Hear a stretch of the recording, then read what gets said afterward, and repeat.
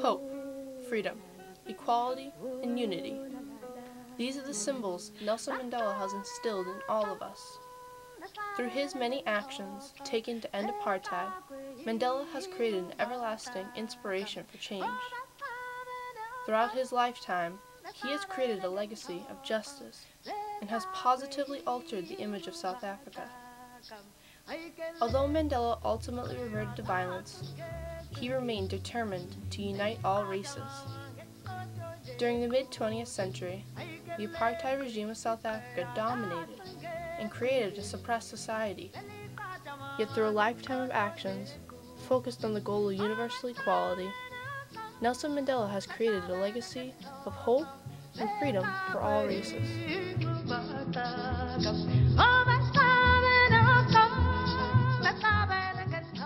When you're a child growing up, you are taught that that black people are inferior. When the National Party came into power in 1948, oppression of the blacks became the official policy of the apartheid regime of South Africa. So many people around me, black people around me, being humiliated on a daily basis for things they couldn't help. For instance, a language they couldn't understand because everybody around me spoke Afrikaans or English to black people, not the local language of the people themselves. So there were misunderstandings and people would be called stupid for not understanding.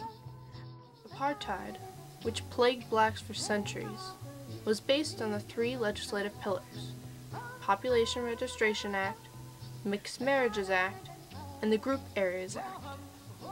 Under the Population Registration Act, physical appearance, language, and parentage defined the three significant social statuses of South Africa.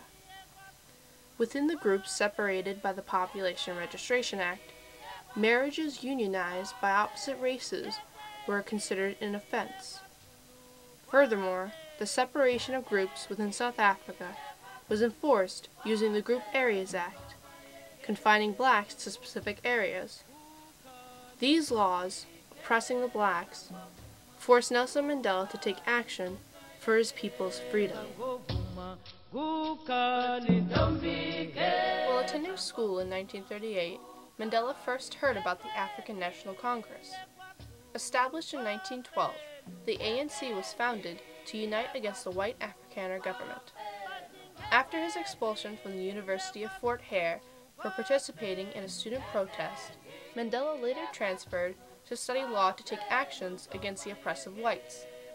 After joining the ANC in 1944, Mandela created the first black law firm in South Africa in 1952. As a result of his time at the law firm, Mandela's passion for justice led to a lasting legacy of liberation. Apartheid, you have to understand, is an authoritarian regime. So therefore, for it to implement racial laws of segregation, it has to behave authoritarian. It has to lock up people. It has to have a police force that does certain things. It has to construct death squads. It has to do all these horrible things, because that's how an authoritarian regime, into the minority regime, imposes, quite frankly, is a dictatorial rule for the majority of the population. As the National Party enacted new apartheid laws and tightened movement of blacks through the control laws, Mandela and the ANC became increasingly resistant to the injustices towards their people. In defiance of apartheid laws, Africans, Indians, coloreds, and whites united in the first cooperative multiracial political action called the Defiance Campaign of 1952. On June 22, 1952, 3 centuries after the white civilization in South Africa, volunteers defied apartheid laws under the leadership of Mandela. Almost a decade after the Defiance Campaign, the Sharpeville Massacre on March 21, 1960, caused international opposition to the apartheid government ruling in South Africa. The non-violent protests to defy the past laws resulted in the massacre of 69 innocent victims. The past laws required all blacks to carry a reference book containing all forms of identification to restrict the power and mobility of the blacks. Grim images of the Sharpeville Massacre shown throughout the world gave the United States proof of the injustices in South Africa, further leading to aid for Mandela's actions to end apartheid. Following the Sharpeville Massacre in 1960, Dr. Hendrik Verwoerd implemented the martial law, banning the ANC. Disregarding their ban, the ANC changed their tactics and went underground to continue their work. As a result of the Sharpeville Massacre, the ANC formed the armed division entitled Spear of the Nation, led by Mandela. On the decision to convert to a violent form of opposition, Mandela stated, "Without violence, there would be no way open to the African people to succeed in their struggle against the principles of white supremacy. We are placed in a position in which we had either to accept a permanent state of inferiority or defy the government. We chose to defy the law. I did not plan it in a spirit of recklessness, nor because of any love of violence. I planned it as a result of calm and sober assessment of the political situation that has arisen after many years of tyranny, exploitation, and oppression of my people by whites." Mandela's method of violence was to use sabotage without causing the death of thousands of innocents.